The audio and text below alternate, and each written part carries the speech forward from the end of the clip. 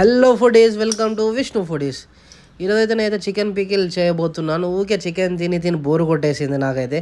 So chicken pickle try చేయబోతున్నాను. మంచిగా వచ్చింది చికెన్ పికిల్ అయితే.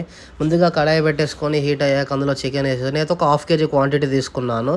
తర్వాత లిటిల్ బిట్ అంత పసుపు వేసేసుకున్నాను.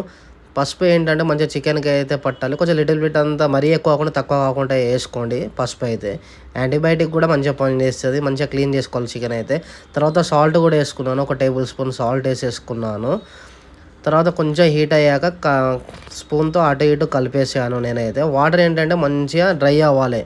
అందులో చికెన్ నుంచి వాటర్ అనేటివి వస్తూ ఉంటాయి. మనం హీట్ చేస్తాం కాబట్టి వితౌట్ ఆయిల్గా ఆ వాటర్ అనేటివి డ్రై అయ్యేదాకా మనం కలుపుతూనే ఉండాలి. ఎప్పుడైనా నాన్ స్టిక్ ప్యానే తీసుకోండి బెస్ట్. ఎందుకంటే కడాయి తీసుకుంటే నార్మల్ దాన్ని కతుక్కపోతుంది. ఇలా వాటర్ అనేటివి మంచిగా పైకి వస్తూ ఉంటాయి. మంచిగా వాటర్ కూడా మంచిగా డ్రై అయ్యేదాకా కాసేపు ఫుల్లో పెట్టండి. మరీ స్లిమ్లో కూడా కాకుండా కొంచెం పెంచండి మంట వచ్చేసి. తర్వాత మంచిగా అటు ఇటు కలిపి చికెన్ అయితే ఇలా డ్రై అయిపోతుంది. మంచి చికెన్ ఫ్రై ఎలా అవుతుందో అలా అయింది.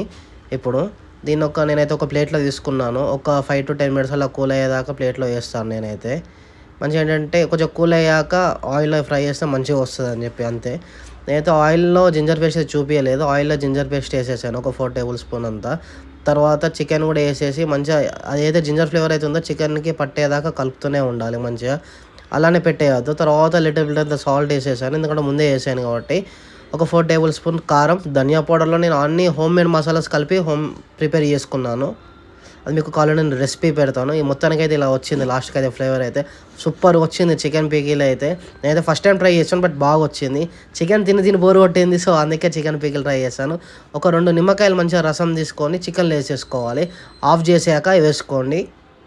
కొంచెం కూల్ అయ్యాక నిమ్మకాయ రసం వేసేసుకొని ఒక 4 to 5 hours దాకా పక్కకు పెట్టేసి తింటే ఏమన్నా ఉంటుందో సూపర్ ఉంటుంది.